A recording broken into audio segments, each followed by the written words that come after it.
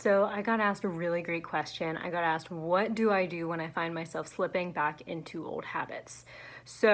I recovered from hypothalamic amenorrhea at the end of 2021, which means that I also had to recover from all the things that put me in the state of having a missing period.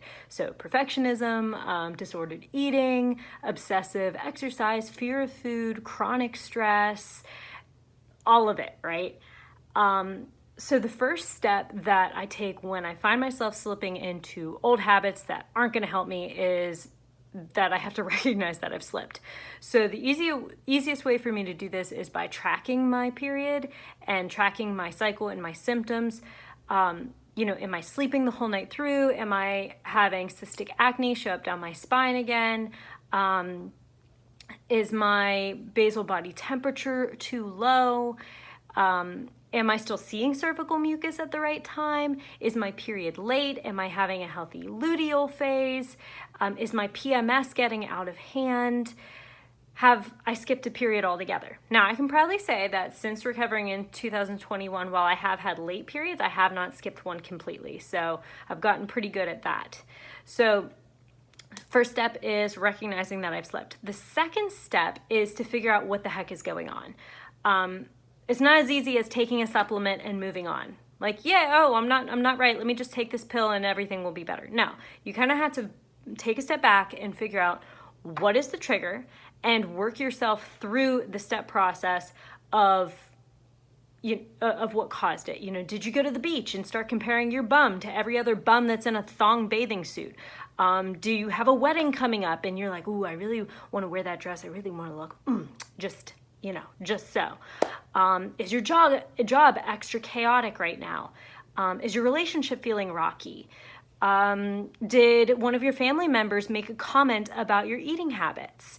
So, it's figuring out the trigger and then starting to work through the process of what happened and why. And that third step is to figure out what was the old programming in your head that started to play. Because even though you have rewritten your wiring in your head through recovery, it doesn't mean that it doesn't exist anymore. Sometimes, if just so, it'll turn back on.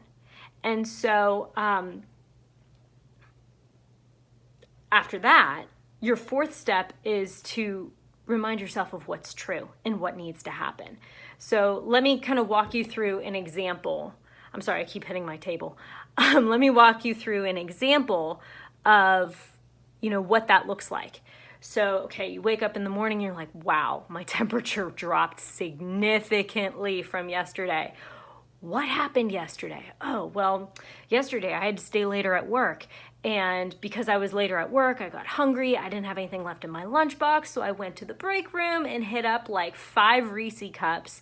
And then when I got home, I felt kind of funky from having all the Reese cups. So I tried to make it better with some beef jerky. And then because I had had all of that to eat, I wasn't hungry for my dinner.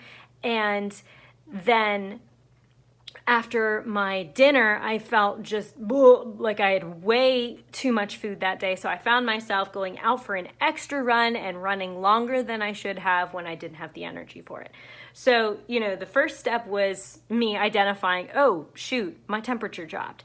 The second step was me backing up through my day and figuring out the trigger, I stayed later at work and I didn't want to. I wasn't prepared for it. And then I recognized that my old programming was, girl, you've overeaten. You need to now exercise to make up for that. Doesn't matter that I have worked so far past that. Sometimes slip back into it and you're like, crap, I did it again. So I remind myself of what is true. Okay, well, I was not settled nutritionally, physically, mentally, emotionally. What can I do now from this point forward to protect myself from having another day like that? Well, step number 1, I'm going to protect myself by coming home on time or early because I stayed late yesterday.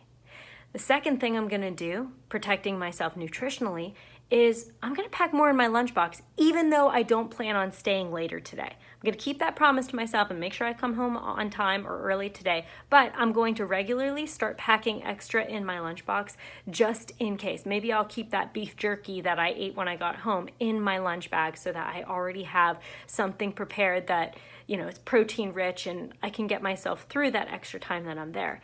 And then, let's see, I protected myself physically. Oh, and if I did all of that extra cardio yesterday, probably don't need any extra cardio today.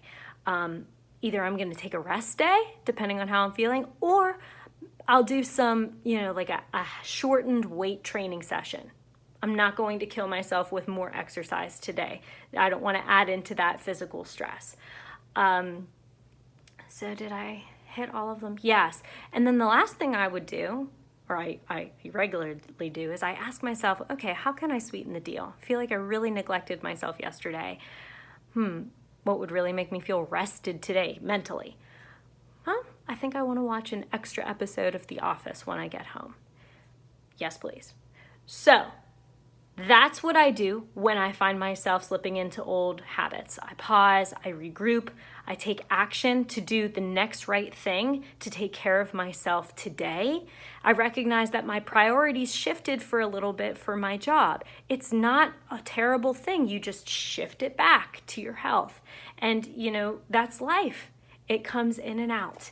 And you just have to roll with it and regroup as needed, and to be a natural observer and not to shame yourself for slipping out. Happens to all of us.